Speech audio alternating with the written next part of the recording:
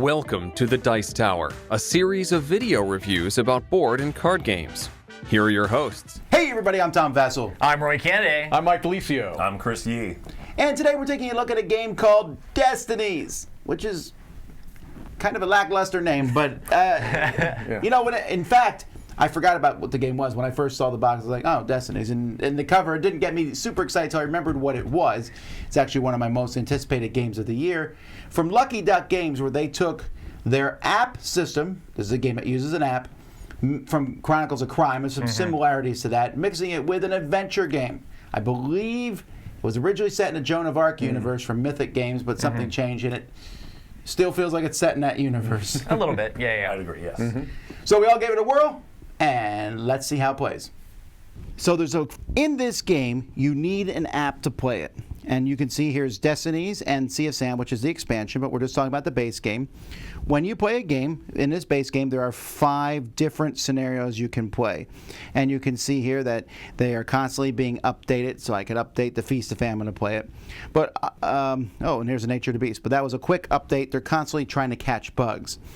When you press play, and there's minor spoilers here, you're going to pick what game mode you want to play. And so let's say you're playing normal game mode. It will give you a story, and I won't spoil the story for you. And then you'll pick which characters are playing in the game. So let's say all 3 characters are playing in the game, because that's the most you can play with. You would click OK. Each character, it's going to tell you how you set that character up. So the first thing is you're going to find that character's card. On the back of their card, there's some Destiny information and some background story. And there's some QR codes in the front that deal with those Destinies. You're going to place it on your player board here. Each player also gets 2 dice like this, and usually they start with a coin. You also might get an item. In this case, it tells me to take item 14, which is a sword. So I'm going to have the sword, and it's just an item that I have. And then you're going to set up your stats. So here the stats show you, for example, it says intelligence. I have 5, 7, 11, and 12. So I just take discs and put them in 5, 7, 11, and 12. And that's my intelligence. My dexterity is 6, 8, and 11. And my power is 4, 8, 11, and 12. So I do that. 4, 8, 11, and 12. I find my figure. And then I say, okay. And then each person will do that. It will say, are you sure? And you say yes. And then it's going to tell you what to put out on the board to begin with. So I would find the tile, and this happens to be tile number 2, and I'm going to place this in the middle of the table. And then it's going to tell me to put a character there on top of that board that matches the picture there. That character is somebody that I can interact with. So I put the character on the board, and many times it will also tell you to put a point of interest on the board. It also might tell you to put different tiles on the outside. Now, these are not the exact tiles that go there on the outside. I'm just showing you some examples. But you'll put them face down, and you'll find those tiles when it's your turn to move. On a player's turn, the first thing that you'll do at almost every turn is you'll refresh an effort die. Each player has 3 effort dice, and you spend these dice, but you'll refresh one. You'll get one in your pool of available dice. Sometimes other events will happen between players' turns, and you simply do what it says. It then shows you a kind of a picture of the map here. You can go to a new tile, which would say explore that tile. If you click yes on that, it flips the tile over. It shows you new things there, points of interest, and shows you other tiles that might be next to it. So as players are going through this game, the map is going to grow. It's not a gigantic map, but it is a map that you can move around on. Players can move 2 spaces on their turn, but if you move into an unexplored area, your turn stops. Wherever you are, you will then pick a point of interest on that tile. So let's say I decide to stay on the starting tile. The only point of interest is the church. So I can say I'll visit the church, yes. At that point, you have a bunch of options. So options are going to be different. I could pray, and that just something happens if I pray. I can ask the priest what troubles him. I ask him, he tells me some stuff, and there's the end of that. I then also have options here where I can steal money from the offering box or encourage him. When I do one of these, let's say I encourage the priest, I am going to make a test, and this is an intelligence test, and I'm going to see how many successes I get. Whenever you make a test, you're always going to roll your 2 white dice here. You can also roll as many purple dice as you have, up to 3 of them, but if you roll purple die, then it's used, and you can no longer use it again until it's been refreshed. So let's say I roll all 3 of these. I'm making a blue test here, and I'm going to add the numbers here. So I got a 4, a 3, and a 1. The white dice go up to 4. The purple dice go up to, I think there's a 3 on one side. So I got an 8. I look here at 8, and I look at every disc that is 8 or below. There's 2 of them. That means I got 2 successes. On the purple dice, there's also a symbol. If I had rolled this, for example, I would have got a 7 plus a success. So I would have got 1, 2, and this would have been 3 successes. Many times you have cards. I could have maybe discarded this rosary. That gives me 2 successes in a test, but then this is discarded this item. You then go back to the app and you tell them how many successes you had. So let's say I had 2. I would do that. Something will happen. And I could do something again. I could steal money from the offering box, but that's a dexterity test. I could also ask the priest about your destiny.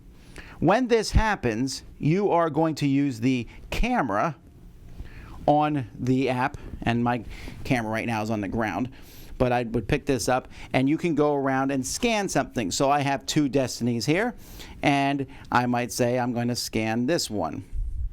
And then he says blah, blah, blah. He'll give you some information. So you keep going, and you can do as many of these options as you want, although they might disappear, and at some point you end your turn, and then it's the next person's turn, and they're going to go. There's lots of other things that are going to happen in this game. When you come to certain spots, you might scan an item. Sometimes scanning an item can help you skip a test or go farther. There's dynamic things. Things will change in the map. The tiles of the map might change. You also have ways that you can improve over the course of the game. You have money. Money can be used to go to a store. There are stores that will show up that will have different items in them, and you can buy or sell items to them. Items are usually like a cost of 1 to 3 coins.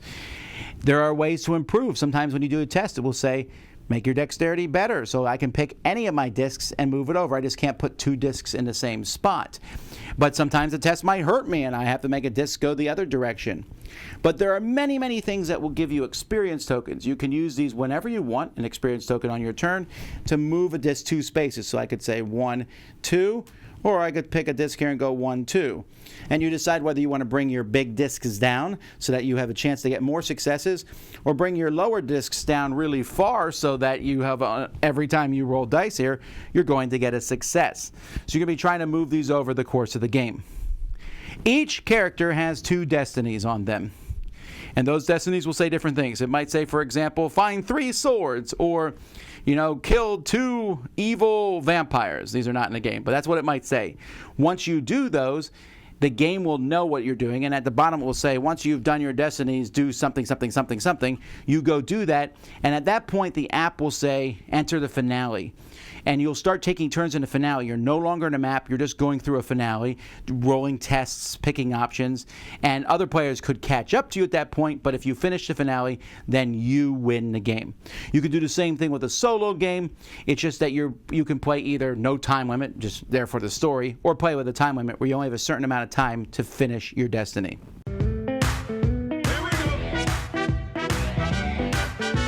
Things I really like here about the components: really thick boards and thick coins and tokens. I like that. The dice are good quality, really easy to read. The cards are nice. So, when I do a review like this, we try not to spoil stuff. But by seeing the other sides of the card, you're really not being spoiled. You're seeing bits and pieces of a map. But it's not like there's necessarily clues on these. They're more placeholders than anything else. I try not to look at the item cards too much. I mean, the lower numbers, like this trap, you'll see stuff like that. But once you get to the higher numbers, I just reverse ordered my cards, and I just look at the number when I need it. The miniatures, and the insert are the two things I'm not a fan of. The insert does not hold things in very well. And the miniatures, while they're cool, they're really small. Okay, there's my finger here. You can see the miniature. And when the game tells me to put miniatures on the board, after a while I just gave up and just stuck any old miniature on the board. Unless it was like one of these cool looking things. But for people, they were just really hard to differentiate. And this insert also, while it does hold everything, I found it to be a pain, especially since a lot of these miniatures fit in exactly and how you're supposed to remember which one goes where. So the insert is not going to last long.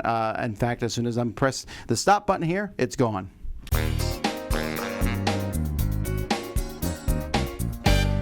What did you all think about the little miniatures? I don't think it bothered me as much as maybe you guys, because I mean, I've played other games like Seventh Continent and things like that. I mean, if I was painting them, it would be a pain to get in there to like do little stuff. But I have painted miniatures that small before. A lot of the War of the Ring miniatures are like that size, as far as like the Hobbits and things like that. Yeah, but it's not Seventh Continent. Seventh Continent, we each have a guy and we move him around the map. Fine. Right. This, we have guys moving around the map, and then there's another guy there, and when it's my turn to move a guy, I'm like, which one's mine? Am I moving me or am I moving the priest? I think this is an age problem, Tom. I would argue that this is most people watching problem because they're all old? No, I don't believe that at all. No, my kids played the game too, and they also messed them up. So it's not an age problem. Yeah, I never sat there and said, "Oh, which miniature is mine?" I just moved the wrong miniature and then realized it 4 turns later. Yeah, luckily, I would agree. I don't think that the minis are the best part of the game by any means. They feel a little small, but the one thing that is nice is that the app kind of is a fail-safe, because if you move the wrong one, you still, oh wait, there should be something there, because the app will tell you there should be something here, and if there's nothing there, it means you moved the wrong thing. I think the fact that they're small means you get so many of them. I mean, the amount of miniatures that you get in the box is actually pretty crazy, even though they're all tiny little things. It's like, oh man, there's all these cool little like medieval characters. Sure, but it's really annoying when at the end of the game, when I sit there and go, I need to put all these little minis back in that box. That's very true. I don't know which slot they go in. That insert's gone. They fit in most of the slots. I didn't think it was that big a deal. That's any game that comes with this many miniatures. Well, I agree with Mike's point. As much as it pains me to say, Mike, I think that I think that they're all right. Or was it Roy that said you get a lot? And so I'm okay with that, because this is a normal-sized box, right, with a normal price point on it. Right. You get a lot of fun miniatures and cool things to do. And I was confused at the first scenario. Why aren't some of the non-playable character things just tokens? Yeah. But as you play through the entire campaign, one person that's a non-playable character, mini, in the first scenario, is playable in the third scenario. Right. So you're making use of the amount of the amount of miniatures you get.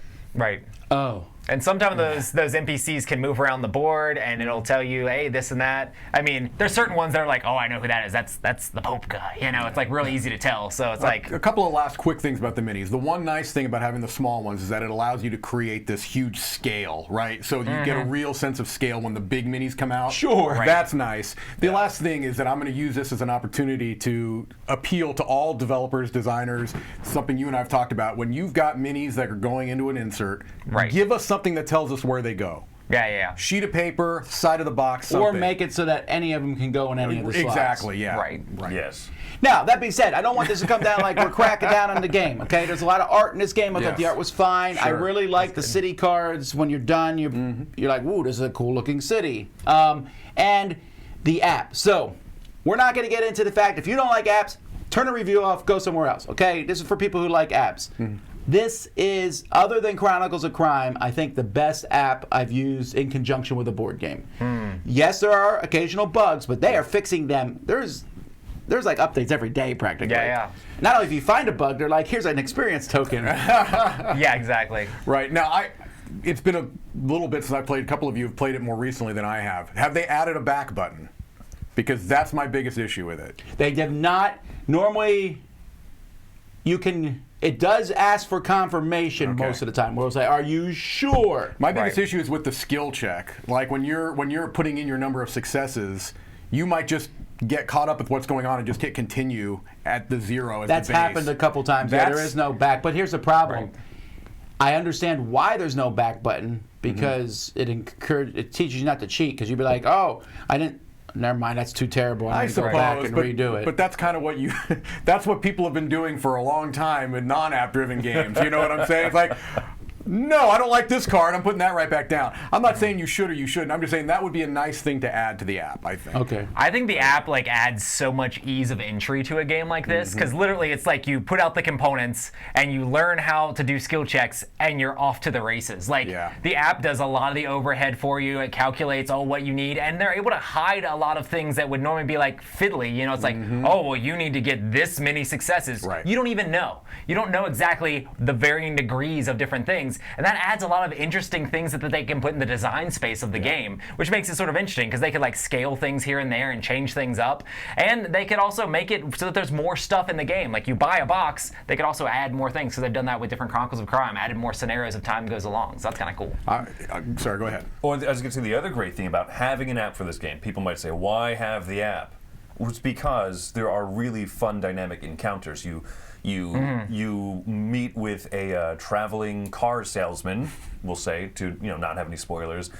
He might, if you want to help him out, you might have to follow him around the map. The app makes the person move around and in the middle of a single person's turn encounter. It's not just I go here, I go to the well, I drink the water. Next, right? It is really dynamic at some points, which I wouldn't want out of a deck of cards. That's when you get a card that says, look at card 57. You read two things and it says, go to card 74. It makes it so smooth. Yeah. Yeah, to me, the most positive aspect of this app is similar to what you were talking about, Roy, which is that in a game like this where you're going to get a big experience, there's a lot of components and things along those lines. I'm used to a really, really involved setup.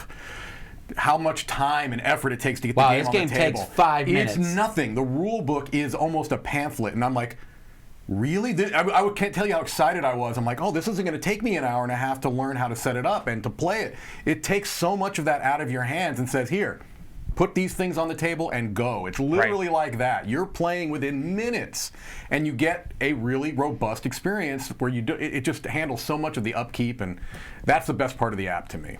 And the app also, like Chris said, it's dynamic, but it's dynamic based on things that happen. Right. I showed you all the very first thing you run across, and you can steal from the offering there.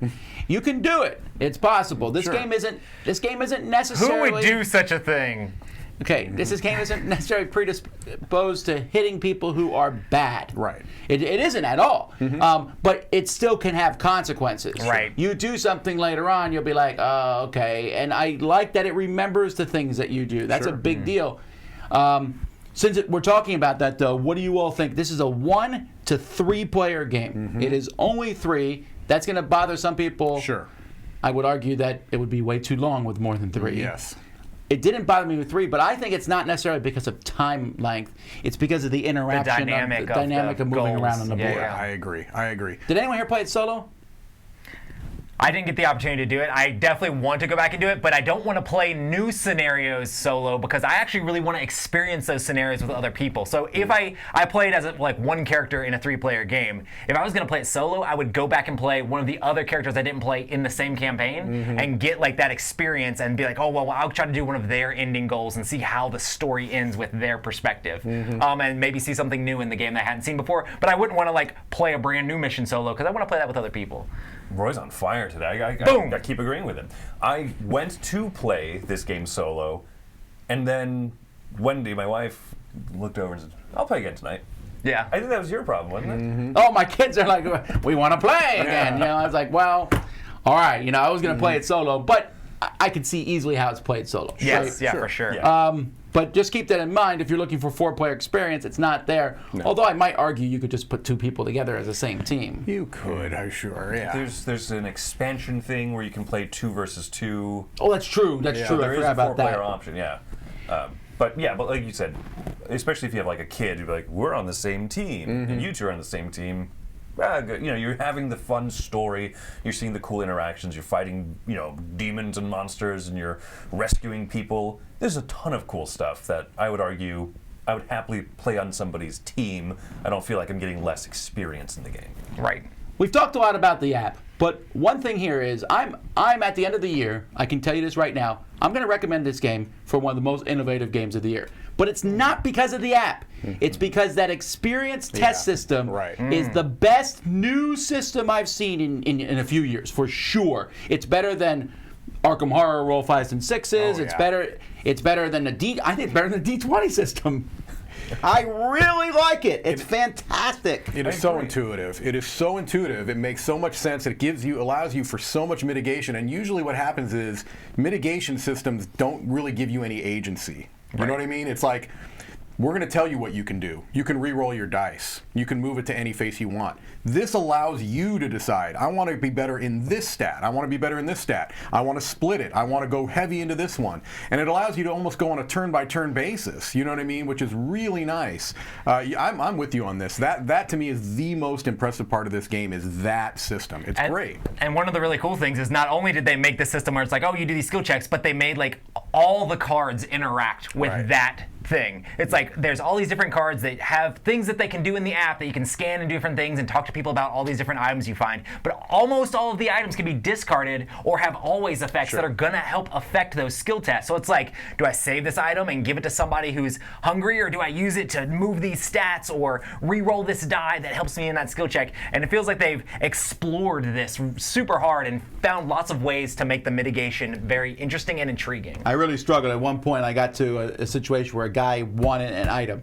I needed to give that guy the item to increase my thing. But that item also was really helping me out in tests. I was like, no, I'll go find you a different item. I went and found him a different item, brought back. He didn't want that item. I was like, fine, take the item. He knows what the good stuff is. Don't give him your junk. He wanted help on his tests. Yeah. So you mix that app where you have to scan things and you might give up a really good item. You mix it with the agency of how do you want to upgrade your skill set. It's not just a single number you're upgrading. Right. It's +4, +5. You have those 3 or 4 discs on a track. Do you want to upgrade the lowest furthest back disc so that you might have the best chance of most successes, or do you move up the front ones so that even if you whiff, you roll a 1 and a 1, that's still 2 successes. It gives you great choices the whole time. Yeah, and then always roll 2 dice. The extra dice, when do you use them? Do you keep them, roll them? The whole experience point system to be able to help you. If you fail on things, you're normally getting a lot of experience, so that way you can make yourself better. So the game kind of like, if you're doing not so good, it'll make it so that in the future you can upgrade yourself the way you want. The game definitely leans in a more positive direction, right? Sure. No matter how awful things get, you always seem to get better over the course of this game. It doesn't feel punishing, no. That's right, it's not punishing at all. So what do you think of it, Roy? So we're doing scoring now? Yeah. All right, so for me, I loved this game. I thought this game was a blast. I have a fondness for other cooperative app-driven games. This one isn't cooperative. This one takes that and makes it competitive in very interesting ways. And I'm going to give this a 9.5 for me. I love this game. And this is going to be, I almost guarantee this. I mean, I really want to see what other publishers are going to come out with this year, but I can almost see this being in my top 10 like easily for the year. And I'm excited to see more stuff for this game and more things that come out. This is a game that the price point and all the story you can get out of this game make it totally worth it, and I am definitely going to figure out a way to get a copy of this, so I'm going to have to hit up Game Nerds and make it happen. All right, well, I'm a little bit lower than Roy, but I'm still very high with an 8.5. I really like the game. The reason I'm not as thrilled at the moment is because the grim, dark fantasy universe, medieval, with a slight dash of fantasy, is not as thrilling for me. However, I'm really pumped about the expansion, so my rating may go up after I play with the genie and all the Arabian Nights stuff. I love the system though. Fantastic system. So I'm an 8.5, but I suspect my rating will go up. The one thing I feel bad about this game, bad in a sense, is every time I play it, I think, why do I want to play games like Tainted Grail and Aetherfields and even... Well, Sleeping Gods is such an amazing story. Yeah, so it's a little different. You know, please, but those games, all three of them, are so big and grandiose, but I also have to spend 30, 45 minutes setting them up. Correct. Then huge amounts of times playing them. This is a 2-hour gameplay, easy, I think. It's not a short game, but set up and scenario. Put away. Just to be clear, per scenario. Per scenario, yeah. And man, I'm going to end up playing this one more. I'm going to play every scenario for this, for sure. Yeah. I thought it was going to come in real hot, but Roy does. I'm giving this game a 9 because this gives me the same amount of excitement as the first time that I played other big, grandiose kind of games, like adventure games like this. But, like you said, this experience system, the skill check system, is so innovative and so fun to just finagle with. on top of an awesome, app and an awesome story and all these things, there's been multiple games where it's come down to, who triggered the finale arc. Someone's ahead and then someone catches up, and you're allowed to be able to catch up if you keep doing well. It's been exciting almost every end game that I've had. I really love it. Well, they also do a really good job at making the finale is a finale. It is. Oh, yeah. for sure. Yes. For sure. Yep. Yeah, and I'm with you, Tom. I'm coming in at 8.5. I think it's an excellent game. We're so low. I know, right. I'm sorry. But no, yeah, an 8.5, I think it is an excellent game, and it primarily is around that system, that core system, the experience system, the ease of play, the ease of setup. I'm with you in that my least favorite aspect of it is really the setting, but I think that this is a system that they could use. You can make this into any setting. I agree. And I'm very, very hopeful that they will hope do they that. Now, part of this might be what my expectations have been built through playing games. This feels like a cooperative game, and I think the problem I've had with it is that sometimes that competitive nature of it throws me off. Because I'm playing solo. well, that's the thing. Yeah, I haven't yet, but I think I would probably play this game more solo because I feel like the only negative feelings I've gotten from the game is when I feel like this feels like it should be a cooperative game, and now I'm competing, and it kind of hits me a little bit off. Just a tiny bit. It's still an excellent game. It's still an 8.5. That's why Roy likes it better. I like the angst of the race. Like me and Chris were just neck and neck in our games that we've played of this, and it's just like I gotta get there before he does. Gotta do it before him. I don't know. Like I said, I think that enjoy might it. just be the expectations that I'm bringing to it. Nothing wrong with the game necessarily, but it feels like it should be a cooperative game, and it's not. So that's just something I figured I would mention. Well, it's funny to me because I've had the same thought. The first game I played of this, I thought, why isn't this a cooperative game? But as I played it more, I appreciate it because there's some really strange scenarios you encounter as a fake scenario. You encounter Cerberus at the gate at a demonic portal. Fight him, and the other option is pet him. Yeah. And in a cooperative game, you would never that's true. click And pet if him. you were a different character, you'd have a completely different ending. So it makes it kind of interesting being like, even if I don't win this game, it's cool to see how the endings come out. You know? I think what we figured out, Chris, is that you need to design a scenario with Cerberus and a car salesman. Let's make that happen. I want to see it. Alrighty, well there you go, folks. I'm actually going to be reviewing this again next week with my kids, or letting them review it so you can get their perspective on it. And we'll talk more about it then. Until next time, though, I'm Tom Vassell. I'm Roy Kennedy. I'm Mike DeLisio. I'm Chris Yee. Have fun petting Cerberus.